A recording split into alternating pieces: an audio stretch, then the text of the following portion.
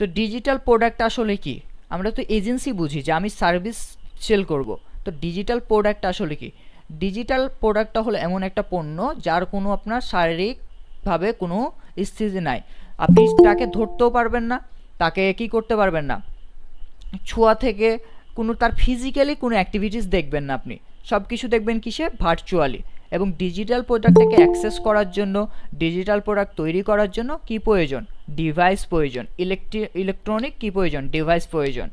Mobile হতে পারে, laptop হতে পারে, কম্পিউটার হতে পারে, ইত্যাদি ইত্যাদি আরও যে ডিভাইসগুলো আছে সেগুলো হতে পারে।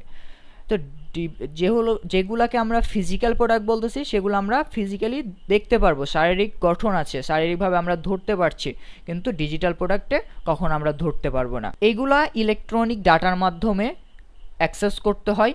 আমরা যদি এগুলাকে অ্যাক্সেস করতে চাই ডিজিটাল প্রোডাক্ট, অবশ্যই আমার কাছে কি থাকতে হবে? ডাটা থাকতে হবে। তাহলে আমি কি করতে পারবো? এটাকে অ্যাক্সেস করতে পারবো। যে ডিজিটাল প্রোডাক্টটা আছে, ডিজিটাল প্রোডাক্টটা বিতরণ করা কি খুবই কষ্টকর? না। ডিজিটাল প্রোডাক্ট সবচেয়ে এমন এক ধরনের প্রোডাক্ট যে প্রোডাক্টটা বিতরণ করা খুবই সহজ।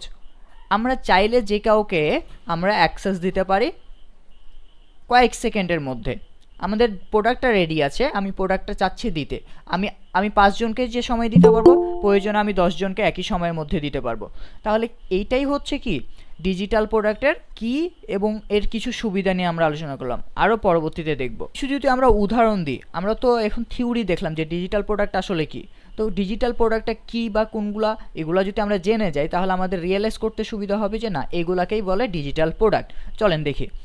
যেমন ইবুক কোনটা?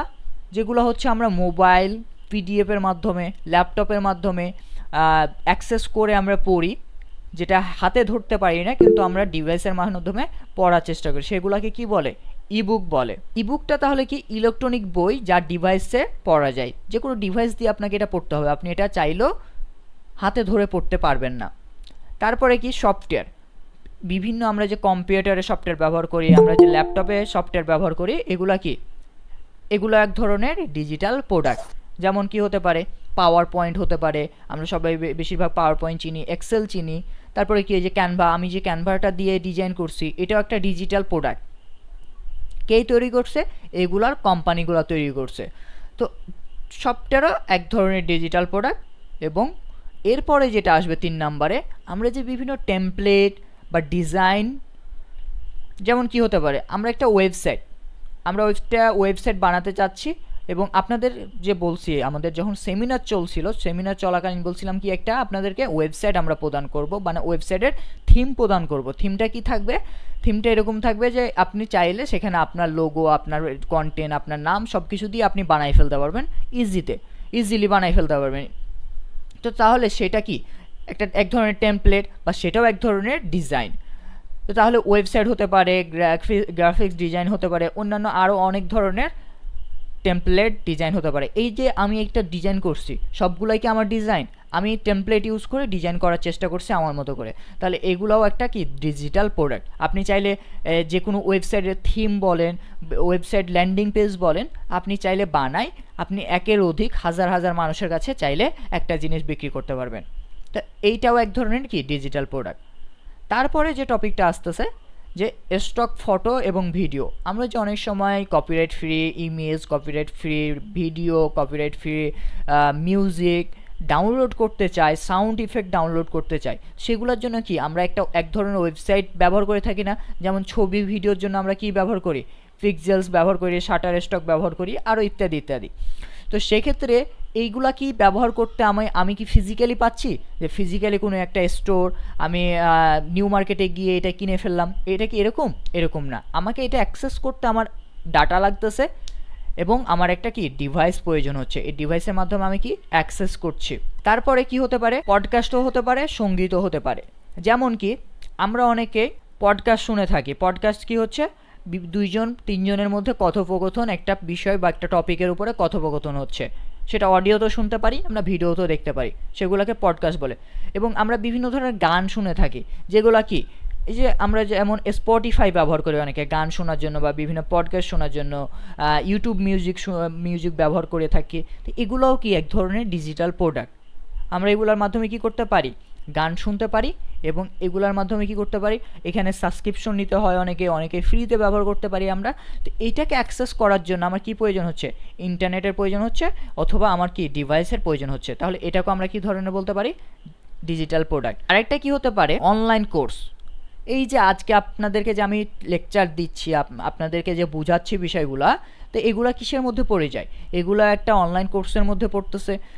তো অনলাইন কোর্সের মধ্যে পড়তেছে যেহেতু, এটা অ্যাক্সেস করার জন্য আপনাকে কি আমার এখানে আসতে হচ্ছে, আপনি কি আমার অফিসে এসে কষ্ট করতেছেন না, আপনি কিসে করতেছেন, অনলাইনে করার জন্য কি ব্যবহার করতেছেন, মোবাইল ফোন অথবা ল্যাপটপ অথবা কম্পিউটার, যে কোনো একটা ডিভাইস ব্যবহার করতেছেন। সেই ডিভাইসটা চালানোর জন্য, অ্যাক্সেস করার জন্য কিসের প্রয়োজন হচ্ছে, ইন্টারনেটের প্রয়োজন হচ্ছে। তাহলে ইন্টারনেটের মাধ্যমে আমরা বলতেই পারি এটা, যে ইন্টারনেটের মাধ্যমে যে বিষয়বস্তুকে আমরা অ্যাক্সেস করে বা ক্লাস করতে পারি, অনলাইনে একে অপরের কথা আদান প্রদান করতে পারি, এগুলোকে আমরা কিসে পড়তে পারি, মধ্যে ফেলতে পারি, ডিজিটাল প্রোডাক্টের মধ্যে ফেলতে পারি।